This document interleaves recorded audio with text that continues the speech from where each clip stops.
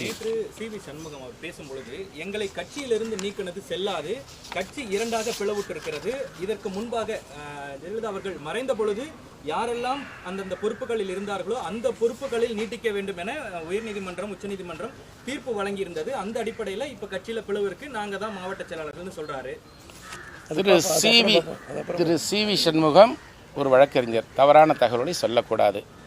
அவருக்கு யாரால் மாவட்ட செயலாளர் வாய்ப்பு வழங்கப்பட்டது, அவருக்கு யாரால் நாடாளுமன்ற மேலவை உறுப்பினராக பொறுப்பேற்பதற்கு வாய்ப்பு அளித்தார்கள், அவருக்கு யாரால் மீண்டும் சட்டமன்ற தொகுதியிலே போட்டியிடுவதற்கான வாய்ப்பு அளிக்கப்பட்டது, மீண்டும் 2026 மயிலம் தொகுதியிலே போட்டியிடுவதற்கு யாரால் வாய்ப்பு அளிக்கப்பட்டது, மீண்டும் அவருக்கு ஏ ஃபார்ம் பி ஃபார்ம் கையொப்பம் இடுகின்ற அதிகாரம் யாரிடத்தில் இருக்கிறது, அண்ணன் எடப்பாடியார் பொதுச் செயலாளரிடத்தில் இருக்கிறது.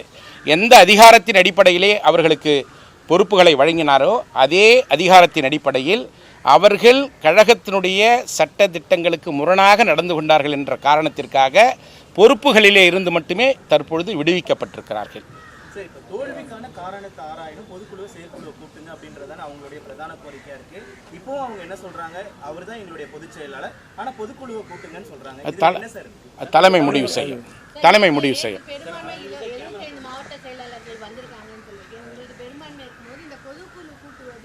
அது தலைமை முடிவு செய்யும். நிச்சயமா தலைமை முடிவு செய்யும்.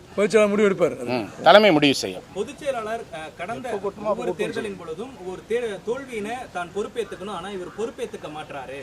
அந்த தோல்வியை எங்கள் பக்கம். நேற்றைய தினம் மாவட்ட கழக செயலாளர்கள் கூட்டத்திலே மிக தெளிவாக விரிவாக ஆலோசனை செய்யப்பட்டது.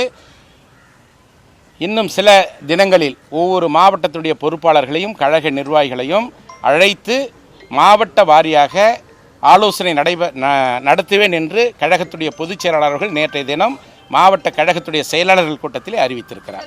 பிளே ஸ்டோர் மற்றும் ஆப் ஸ்டோரில் இருந்து பாலிமர் செயலியை QR கோடு மூலம் பதிவிறக்கம் செய்யுங்கள்.